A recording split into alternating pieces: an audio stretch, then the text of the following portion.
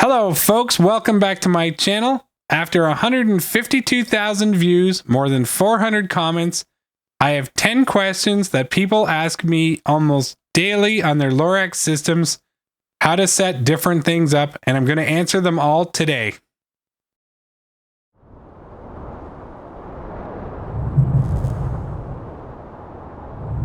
Here's the 10 most popular questions people are asking me. Number 1. When I do playback of my footage, how do I play all 4 cameras at once?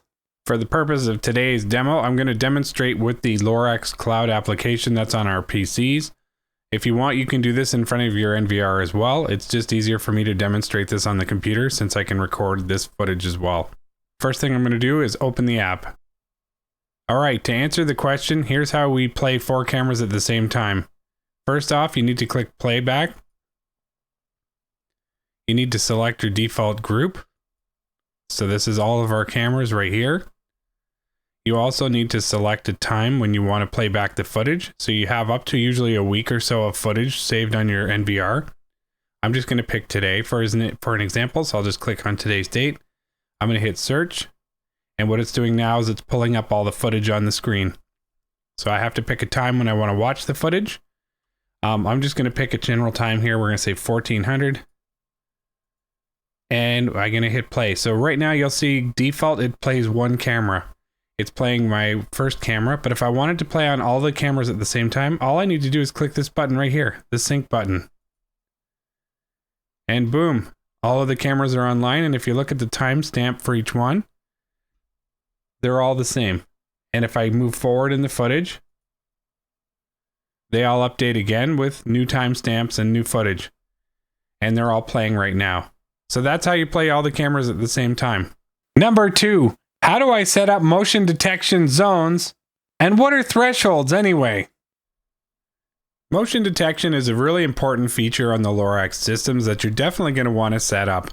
The reason you want to have motion detection enabled is so that you get notified proactively by the system when an event occurs. The way to do that in the Lorex system in the Lorex cloud application is to go to your device settings. Pick your default group here on the left. And then you can drop these boxes down with the different buttons.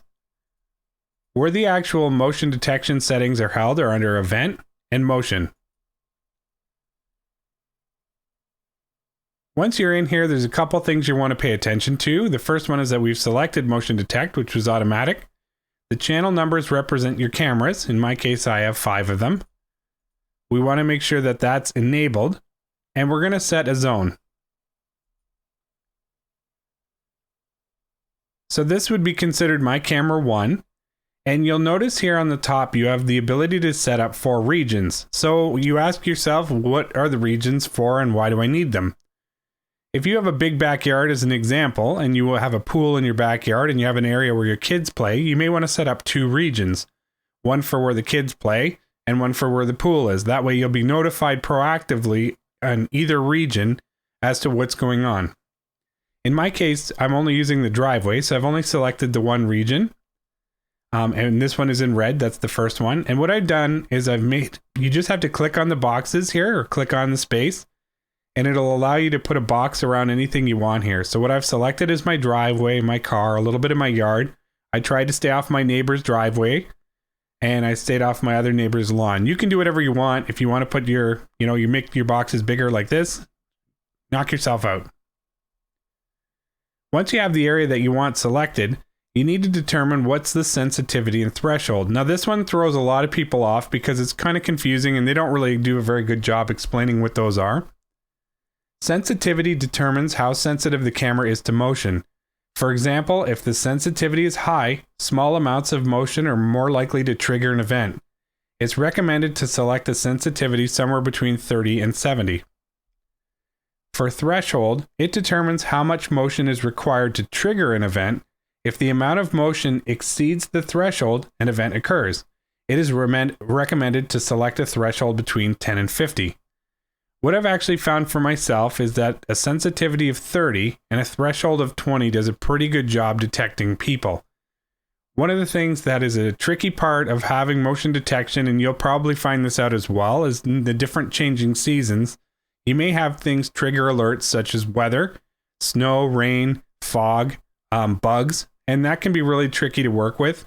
What you'll want to do is you'll want to mess with your sensitivity and threshold settings a little bit to see if you can help for that. But in some cases, unfortunately, you just can't accommodate for every situation. Once you have your sensitivity threshold set, your region, and you've got it the way you want it, you'll hit save. I'm just going to hit cancel because I don't want to change mine right now. And then that's done. What you want to do here now is, now that you've saved that on your first camera, you're going to want to scroll down here and make a decision as to what's going to occur when that happens. So first off, you're going to get an alert from your Lorex system. It'll tell you through the mobile app that you have an alert come up. The other thing I've got selected is to send me an email. So what it does is it sends a snapshot of that event in that zone. So I'll automatically get an email as well with a picture. Once you're done selecting your options here, you're just going to hit save and move on. Number 3, how do I set up email notifications so that when somebody comes to my door, I get a JPEG photo emailed to me? For setting up email alerts, I'd highly recommend that you go and you get yourself a new Gmail account. Google considers third-party devices like the Lorex security system less secure and easier prone to hacking. So by having a separate email account just for the notifications, you're making sure that there's less chance that you're going to have any of your personal information hacked from your regular email account. To start, go to Google, create a new Gmail account. Once that's complete, come back to the Lorex cloud here, and what you're going to want to do is click on the email settings. So for Gmail, this is what you're going to want to do. You're going to want to enable the email's home security.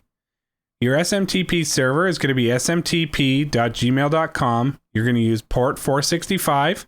You're going to put in your new Gmail account here. This is my example account, security@gmail.com.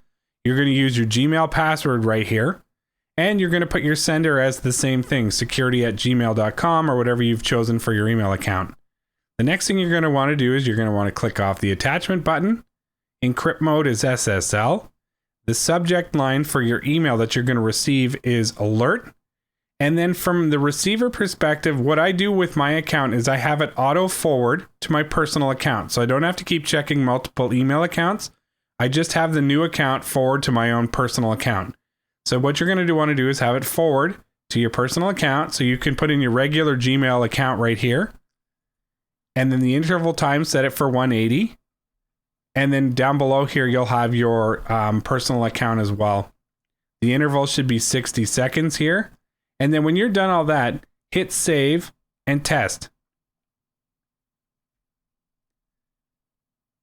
Chances are, if you do that right out of the gate, it's going to fail the test. And the reason that it's going to fail the test is because your security settings in your Gmail account won't be set up properly yet. Okay, once you're back in your Gmail account, what you're going to want to do is go to the far right-hand corner here where your icon is. You're going to click on it, and you're going to hit Manage Your Google Account. Once you're in there, you're going to go to the security button on the left-hand side and click it. And you're going to scroll down to the very bottom here. And what you need to do is enable your less secure app access. Google highly recommends that you don't do this, but that's the reason we've set up a special email just for this. You click it, you turn it on, and then you're done with that piece. Go back to your Gmail account, and you'll probably see it in your inbox. I've just moved mine, but you're going to see a critical security alert warning that you've enabled this feature on your account, and Google kind of gives you a heads up not to do that. In this case, I don't mind because, like I said, we set up this private one email for these security alerts. Since this is not my main email account and I will not be checking it ever or regularly, what I want this email to do is forward every single message that comes into it to my main Gmail account. So the way to do that is just to click on the widget here in the top, which is the settings. You want to see all of your settings. And then you're going to want to go over to forwarding. And what you want to do is add a forwarding address. If you check off this and you put in your personal email account, the one you would normally have for your regular emails, every time you get an alert, it's going to forward it across to that account. That's the way I have mine set up. Once you're finished this, you can close your Gmail account.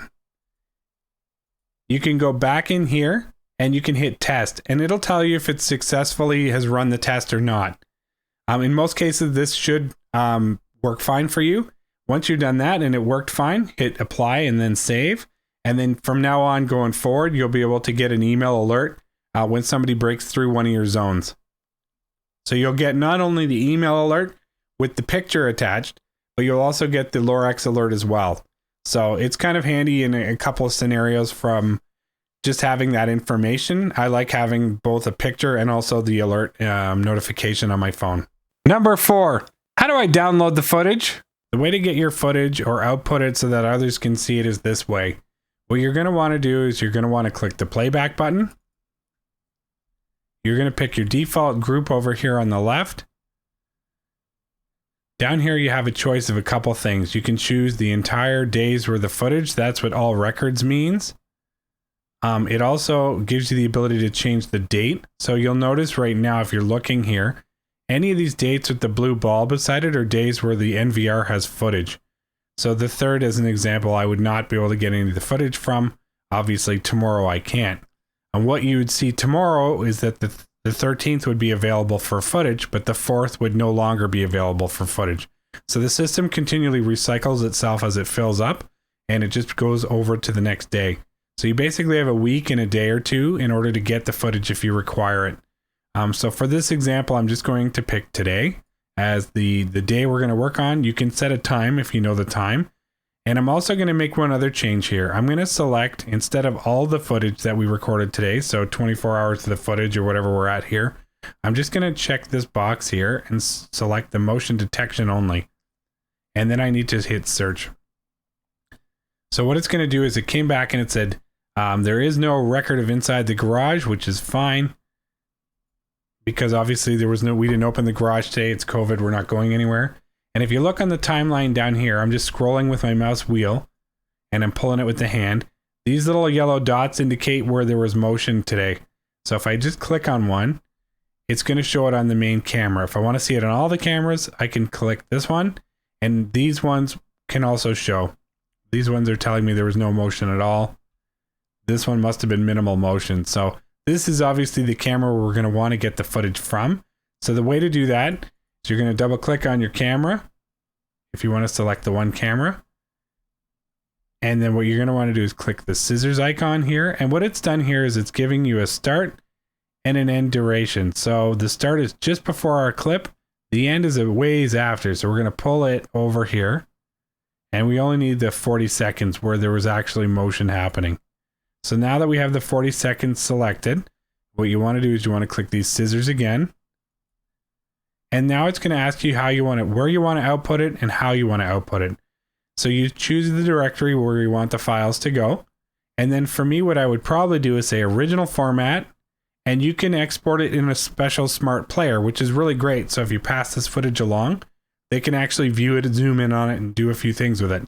So I'm going to connect with the original smart player and hit OK. And what it's going to do is it's going to tell me that the system needs to be stopped playing. It's right now it's playing, which is fine. And I'm going to hit OK, and it's going to output that footage. When it's done, we'll take a quick look at it.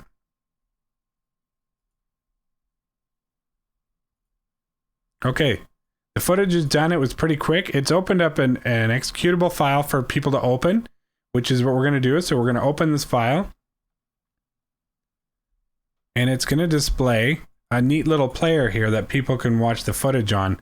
So what they need to do is select the footage and then choose how they want to see it. Since we only chose the one camera to watch the footage on, we're going to open up the main window. So you have a choice. Like we did all 4 cameras, they could see all 4 at the same time playing. But because we only chose the motion from the one camera, we're just going to choose that. And then you just hit play. And there you go. There's the motion right there. And then they have control. They can speed up the footage, turn up and down the volume. They can take a snapshot from this if they need to. They can also zoom in on the footage itself. So for example, if I just scroll with my mouse wheel and I grab this hand, I can pull it across and we can look more detail right here and hit play. So obviously it's a little grainy. It's nighttime. I'm using the digital zoom, but you get the point. There's somebody there doing recycling. and they probably passed along one of my zones right there. Number 5. Do I need a monitor to set up the NVR? I would say yes, probably. The NVR itself comes with an HDMI port in the back, so I don't think necessarily you need a computer screen monitor. You could connect a TV to it and do the same thing, but for the initial setup, it's definitely handy to have a screen there in front of you while you're doing your work. Once the actual system is set up and working and connected to the internet, you can do a lot of the things and configuration changes through the Lorex cloud application on your PC remotely from being on the actual unit itself. So I do use the unit once in a while. I'll go over there. It's a little faster than using the Lorex Cloud PC app. So if I want to do something quick and easily, I'll usually go over to it. But from most of the changes and zone changes and all those sorts of things, I can do them right from the PC app. Number 6. Does Lorex have support? Lorex definitely has support. They have quite a bit of information online. They have a YouTube channel that does demonstrate a lot of their features. As well, they have knowledge bases within their website. The other thing is they do have a technical support number, which is 888-425-6739. And the technical support number is typically what I've had to call into when I've been really stuck with a problem. I've always received very good coverage from that and have had no issues with those folks at all. I have seen in a few of my comments, people haven't been very satisfied with their support, but I have had somebody answer my call each time and answer all my questions. So hopefully that will help you. The other thing is there's a lot of support on the internet as well from YouTube. I've got a number of other videos as well that go through some of the different features and configuration setups. So check some of those out as well if you're stuck. Number 7, what system should I buy? So which system to get? There's a lot of different options on the market and you should take some time and do some research for yourself. It really also depends on your environment. Some people aren't going to be able to do a wired camera system. They're going to only be able to do wireless. If this was me starting over again, or if I was going to replace the system that I have, I'd be looking at their Fusion line of NVR systems. These are their newest systems. They have the same type of cameras that I have right now. So they have 4K cameras that are 8 megapixels, so very high quality. But they also have some of the newest and latest, greatest features that Lorex has rolled out. So the NVRs themselves can integrate wired and some wireless devices, which is really neat. That's something I was complaining about with my own system, is that I would have liked the ability to have a couple of wireless cameras on there because there's a few spots where cable runs are a little more difficult. The other thing I really like about it is that they've tried to integrate some of the newer smart home appliances, things like Google Home, Alexa, and they've added some of their new features. So in terms of the latest in their technology, I think their Fusion line of systems is probably the newest. However, if you have no choice and you want to look at some of the other options that are out there, definitely think you need to do your research and see what you feel like is the best fit for you. Number 8, are there fees with the Lorex system? There are no fees with the Lorex system. This was one of the main drivers for me in purchasing this system. I have the ability to monitor the system from the actual NVR, from my computer, from an application, and I also have a smartphone application that allows me to monitor it for free. I don't have to pay for any of those things. The storage is done locally, and I really do like that, and that was one of the biggest reasons I purchased this system over any of the other wireless or systems where you had to pay for access. Number 9, how much storage do I need on my NVR to record footage for a long period of time? The amount of storage that you're going to require for your camera system is going to depend on how many cameras you have, as well what resolution you have them set to. As an example, my system right now has 5 cameras, and they're all running at full 4K, as high settings as you can get. The amount of storage I have with those cameras is about 8 days. If I'm looking at my calendar right now on the screen, I have 1, 2, 3, 4, 5, 6, 7, 8, 9 days worth of footage before it starts to erase itself. If you have your settings set for a lot lower, or you have settings where you only set up for motion detection, that sort of thing, the storage can last a lot longer, but mine's continuous recording, so 24/7, and it'll last for about 9 days. And I would say that's probably just fine. I do get alerted every time somebody comes through a zone. I have an ability to see all the different events that have happened throughout the apps. So that way, if I have to dig in a little bit deeper and find something that happened in the middle of the night or whatever, I have that ability and it's very easy. And number 10, what frame rate do I need for good video? The frame rate you need depends a little bit on what you're actually trying to record. I'd say ideally 30 frames a second would be great. The system that I'm currently working with right now offers 15 frames a second at its highest resolution, and I don't find that to be a real troublesome issue for me. most of the people moving in and out of the frames aren't moving so fast that 15 frames really messes that up. I would like it if it was 30 frames, and I do have the ability to set it to 30, but I do need to lower the resolution slightly. So if I want to take full advantage of those 8 megapixel 4K cameras, 15 frames is what I can get. If I want to lower it down a little bit, I can increase the frame rate and I can see things a little more smoothly. So that's going to be up to you to try and play with a little bit. I would imagine the newer systems may offer a little bit more in terms of the frame rate speeds as well. Thank you for watching the video, everyone. This video was so fun to make because I've had a lot of fun over the last 2 years working with everyone, answering comments, seeing what people liked and disliked about the system, and I hope that this kind of helped a lot of the new people who buy a Lorex system figure out how to use it and how to set it up more quickly so they can get more from it. If I missed something that you'd love to see, let me know in the comments and I'll make sure if we do a future video that I add those things in there. Otherwise, again, I appreciate everyone for checking out the channel. If you like this kind of video, please hit subscribe and I'll talk to you guys soon.